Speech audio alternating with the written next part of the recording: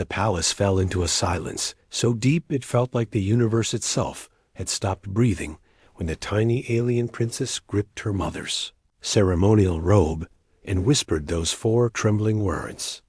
And the human chained at the center of the hall felt his knees weaken because he already knew this moment was not meant to save him but to end him, as his life had been ending slowly for years. His name was Elias Ward, though no one had spoken it in a long time, not since the war shattered humanity's last hope and left him drifting alone among the dead. He had not been a hero or a warrior, only a field medic sent to patch up soldiers who never came back. And when the alien armadas tore through human space, his ship was abandoned by command, cursed as lost, left to die so the fleet could escape.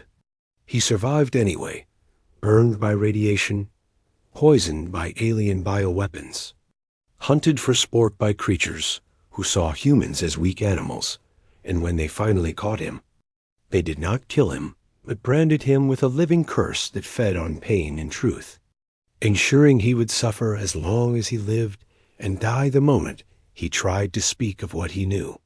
Dragged in chains across conquered worlds, Elias learned to stop hoping, learned to stay silent, learned to accept that humanity had lost, and he was only proof of it. In the palace of the alien empire, carved from crystal and bone, rulers laughed at his scars and soldiers mocked his limp, calling him a broken thing unworthy of fear.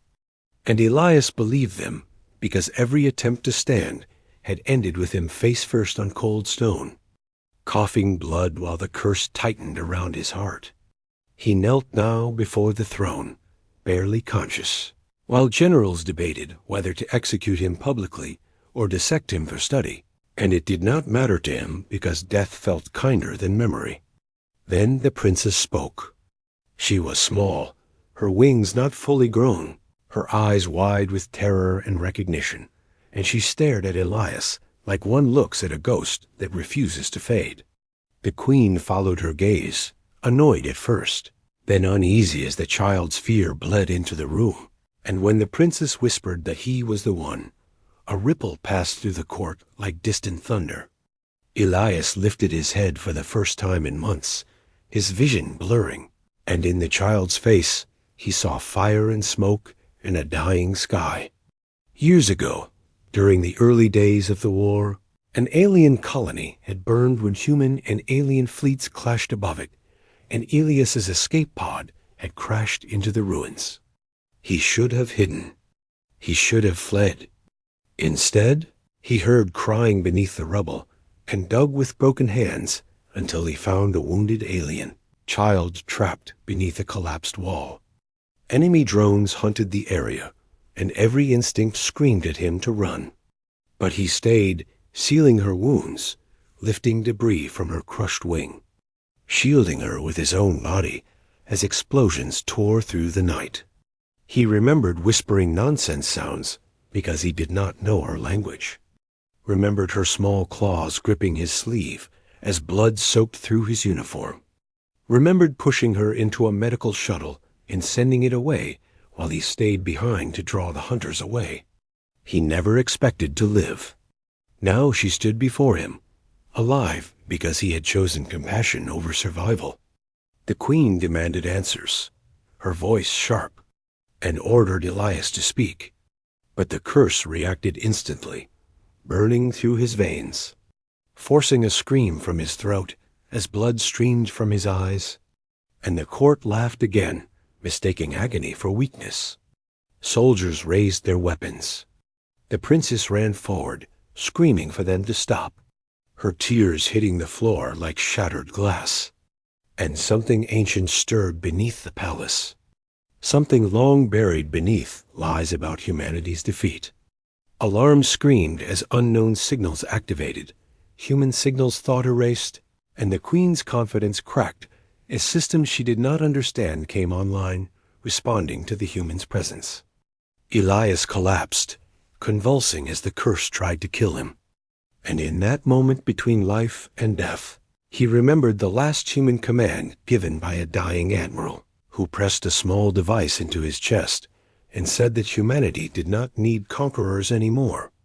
Only witnesses, only those willing to carry the truth until the universe was ready to hear it.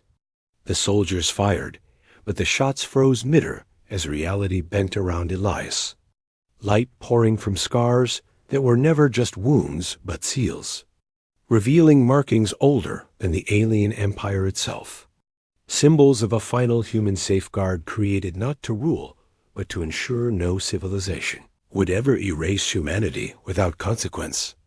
The palace cracked as gravity shifted, and the queen finally understood, and humanity had not lost because it was weak, but because it chose restraint, because it believed survival meant more than domination.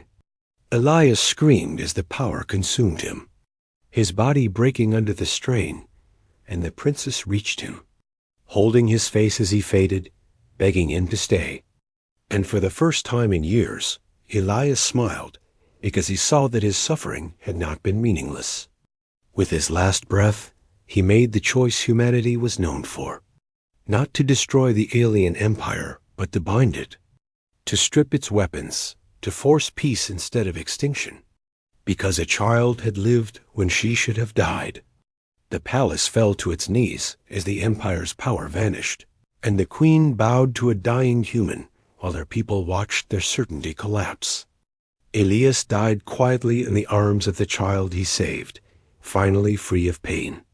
And the princess grew to rule an empire forever changed, telling the story of the broken human who chose mercy when the universe gave him every reason to hate, teaching that humanity's greatest strength was not force but compassion, and that survival belonged not to the cruel or the powerful, but to those who protected life even when it cost them everything.